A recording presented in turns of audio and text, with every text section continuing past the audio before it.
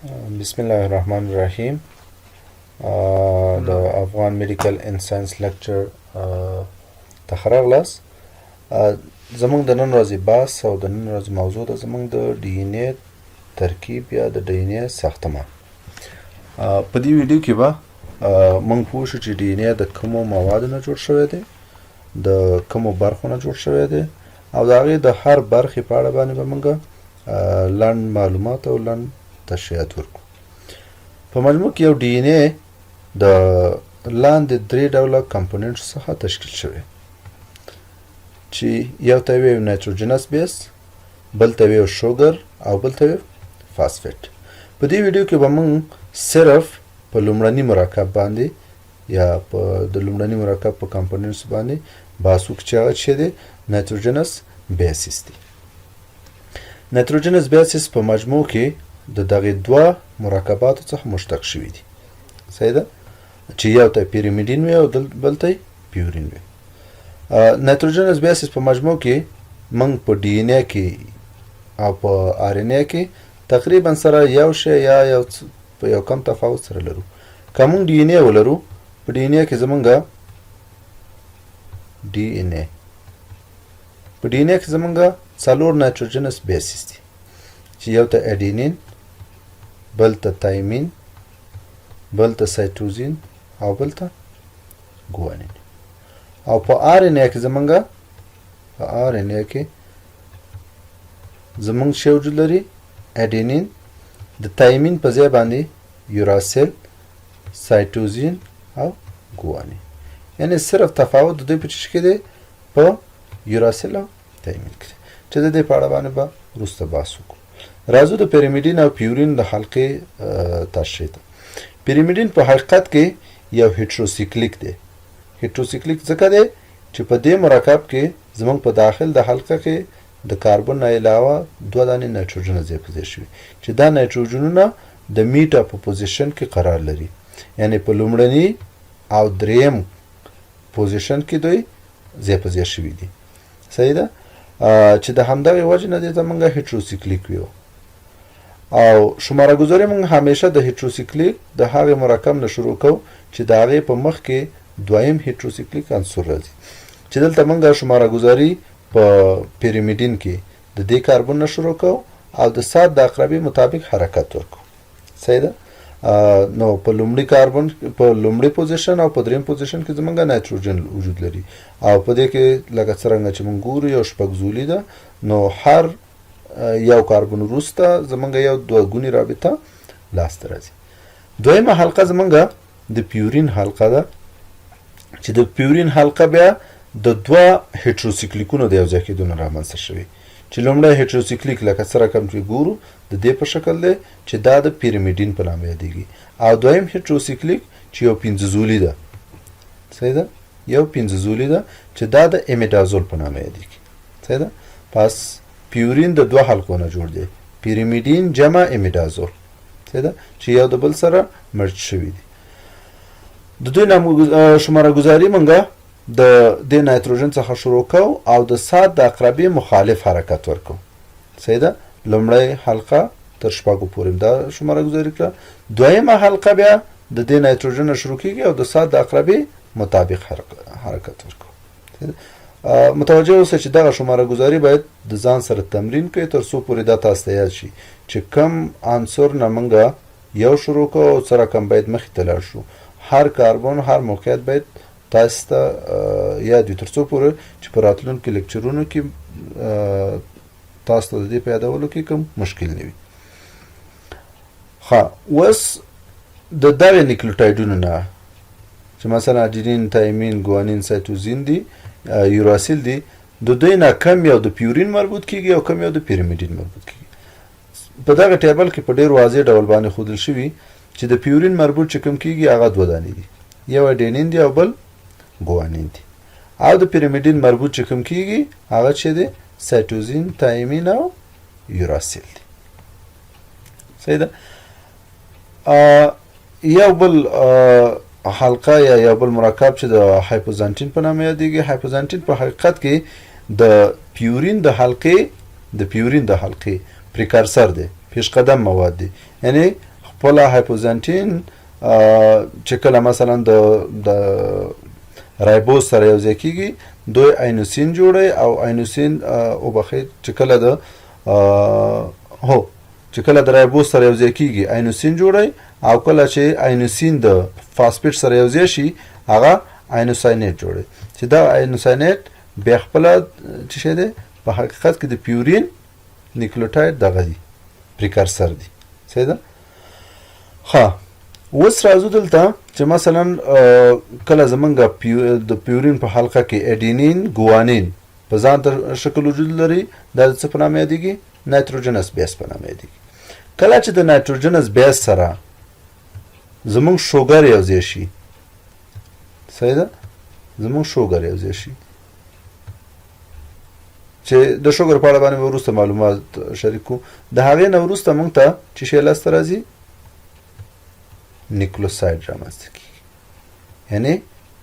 نایتروجنس بیسس جمع رایبوز یا ډیوکسي رایبوز چې په حقیقت کې شوګر دی دا دواړه چې سره یو ځای شي په نتیجه کې شی جوړوي نیکلوساید او کله چې د نیکلوساید سره فاسفیټ یو ځای شي فاسفیټ چې شی جوړوي نیکلوټاید جوړوي صحیح ده پس یوازې نایتروجنس بیسس ته اډینین ویو که چېرته ورسره رایبوز یو ځای شي اډینوسین ویو که چېرته د اډینوسین سره فاسفیټ یو ځای شي اډینایلیټ ویو ورته که چېرته زموږ د اډینین سره ډیوکسي رایبوز یو ځای شي موږ ته څه جوړوي ډیوکسي اډینوسین جوړوي او که د ډیوکسي اډینوسین سره زموږ فاسفیټ یو ځای شي ډیوکسي اډینایلیټ جوړوي چې اډینایلیټ د څه شي واحد دی د آر ان اے په ساختمان کې وجود لري او ډیوکسي اډینایلیټ د ډي ان اے په ساختمان کې وجود لري همدارنګه که ګوانین وګورو ګوانین که چېرته د رایبوز سره یو ځای شي ګوانوسین جوړوي که د ډیوکسي رایبوز سره یو ځای شي ډیوکسي ګوانوسین جوړوي که بیا دوی دواړه د فاسفیټ سره یو ځای شي ګوانوسین نه ګوانیلیټ لاسته راځي او د ډیوکسي ګوانوسین نه ډیوکسي ګوانیلیټ لاسته راځي همدارنګه که سایټوزین د رایبوز سره یو ځای شي نو څه جوړوي سایټیډین جوړوي او که سایټیډین د فاسفیټ سره یو ځای شي سایټیډایلیټ جوړوي که چېرته سایټوزین زموږ ډیوکسي رایبوز سره یو ځای شي ډیوکسي سایټیډین جوړوي او که ډیوکسي سایټیډین زموږ د فاسفیټ سره یو ځای شي نو ډیوکسي سایټیډایلیټ جوړوي چې بیا سایټیډایلیټ په آر ان اے کې وجود لري او ډیوکسي سایټیډایلیټ په ډي ان اے کې وجود لري راځو تایمین ته تایمین که چېرته د رایبوز سره یو ځای شي تایمیډین جوړوي که چېرته تایمیډین د فاسفیټ سره یو ځای شي تایمیډایلیټ جوړوي چې دا د څه شي په ساختمان کې وجود لري ته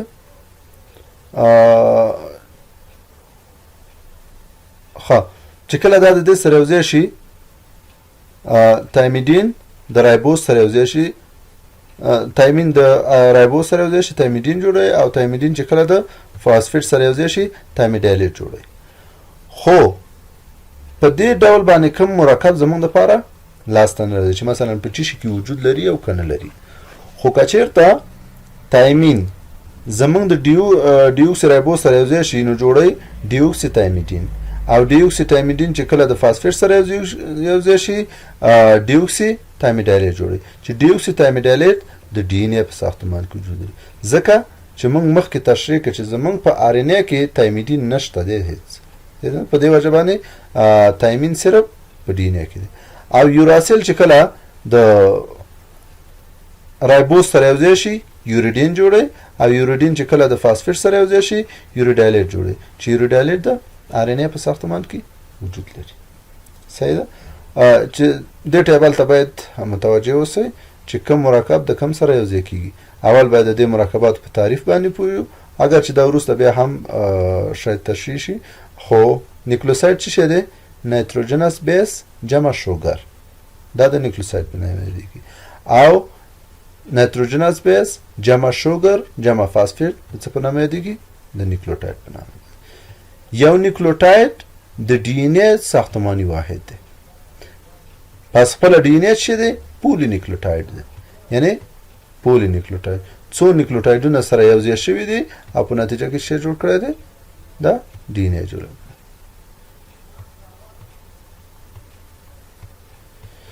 ښه اوس راځو په دې باندې باید پوه شو چې مثلا د اډینین ګوانین سایټوزین تایمین او یوراسیل سټرکچر کومې دي لکه څرنګه مې چېرته مخکې ویلي د پیریمیډین مربوط چې کوم کیږي دا درې کمپاوند دي صحیح ده سایټوزین دی عمومي سټرکچر یې د دې سره شباهت لري صحیح ده تایمین دی چې په ډي ان اے کې وجود لري او یوراسیل دی د دوی سټرکچر که چېرته ولیدل شي دا د دې یادول صرف د تمرین د وجې نه کولی شي تاسو یاد کړئ عمومي سټرکچر باید رسم شي ولیکل شي د هغې نه وروسته مثلا په سایټوزین کې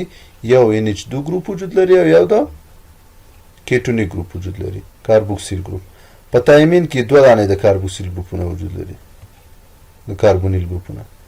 او په یوراسیل کې هم دوه دانې کاربونیل ګروپونه لري ولې په تایمین کې یو د میتایل ګروپ هم اضافه لري صحیح ده دغه تفاوتونه په دې کې وجود لري نور ټول عمومي سټرکچر هغه کوم یو بیسمنټ دا رنګ چې دی د ټولو یو شی دی او پیورین چې دی پیورین بیا د اډینین او د ګوانین نه جوړ شوی دی صحیح ده چې خپله په اډینین کې د NH2 ګروپ وجود لري او په ګوانین کې NH2 پلس کاربونیل ګروپ صحیح ده چې دا سټرکچر صرف تاسو د تمرین کولو په واسطه باندې کولی شئ چې یاد کړئ پس د پیریمیډین په حلقه کې چې کوم عناصر مربوط دي کوم مرکبات مربوط دي یوراسیل دی تایمین دی او سایټوزین دی او د پیورین مربوط چې کوم دي اډینین دی او ګوانین دی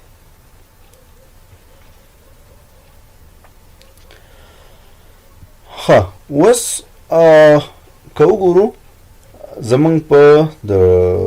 دوی خپله په یو ډي ان اے کې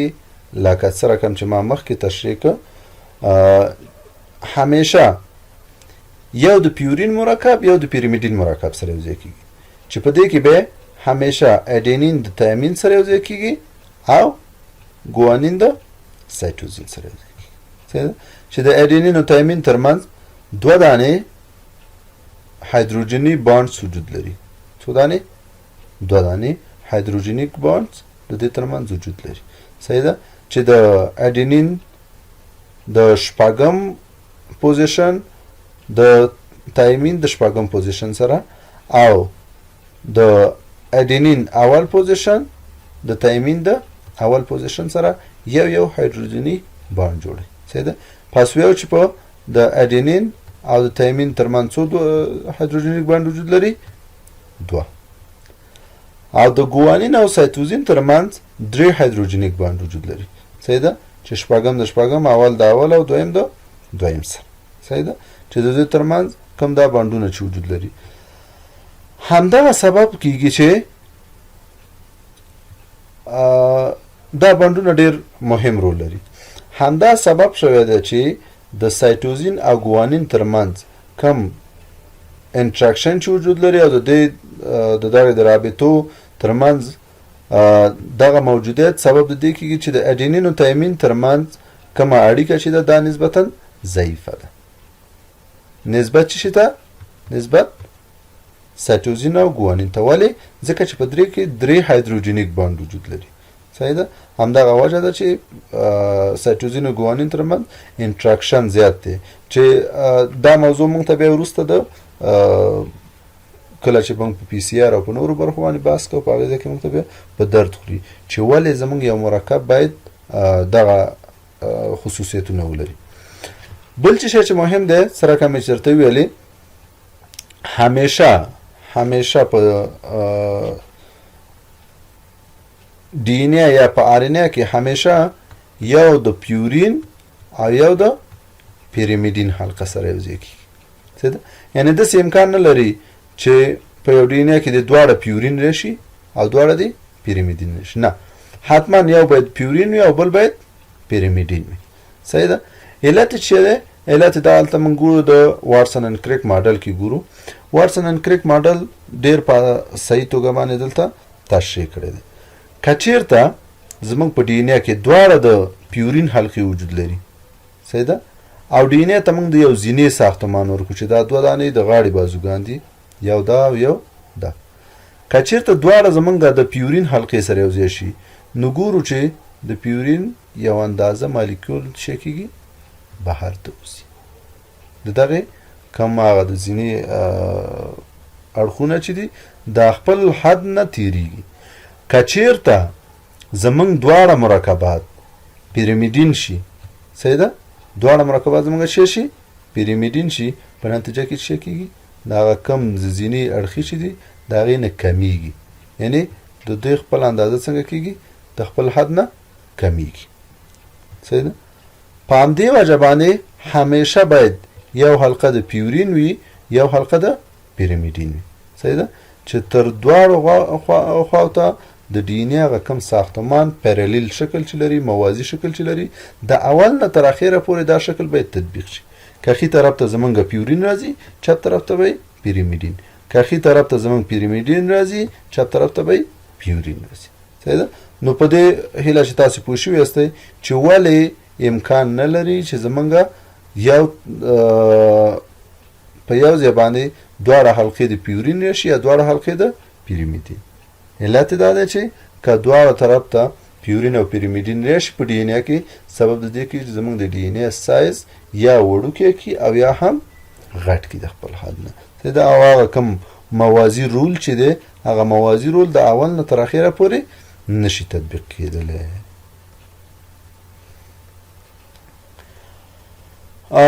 بل مهم شی چې دا د چارګاف رول په نامه یادېږي، چې دا یو عالم دی د اروین چارګاف په نامه باندې، چې دی د دوه ساینټسټان نورو سره په یو ځای په درې مختلفو مایکرو ارګانیزمونو باندې کار وکړ چې یو د هغې نه هیموفیلس انفلوئنزا وه. دی په دې نتیجه باندې ورسېده چې همیشه په یو ډي ان اے کې یا د ډي ان اے په سټرینډ کې یا په یو جینوم کې تعداد د اډینین باید مساوي تعداد د تایمین سره وي، او تعداد د ګوانین باید مساوي د تعداد د سایټوزین سره وي. صحیح ده. همیشه باید دغه نسبت ثابت وساتل شي. تعداد د اډینین باید مساوي د تعداد د تایمین سره، ځکه چې مخکې مې دلته تشریح کړه. صحیح ده چې همیشه اډینین د تایمین سره یو ځای کېږي او ګوانین د سایټوزین سره. پاستا باندې که موږ 10 مالیکوله د سایټوزین لرو، په مقابل کې باید 10 مالیکوله د ګوانین هم ولرو. که 10 مالیکوله موږ د اډینین لرو، په مقابل کې باید 10 مالیکوله د تایمین هم ولرو. چې دغه موضوع په ایکسپریمنټلي ډول د چا په واسطه باندې تشریح شوه، د چارګاف په واسطه باندې، اروین چارګاف، چې د همدغې وجې نه د چارګاف رولز په نامه ده یادېږي. په دې هیله چې د ننني درس څخه مو څه یاد کړي وي. نننۍ عمومي موضوع زموږ صرف د نایتروجنس بیس په اړه باندې وه، چې د هغې سټرکچر، د هغې ساختمان، د هغې شماره ګذاري او د هغې اساسي کمپاوند او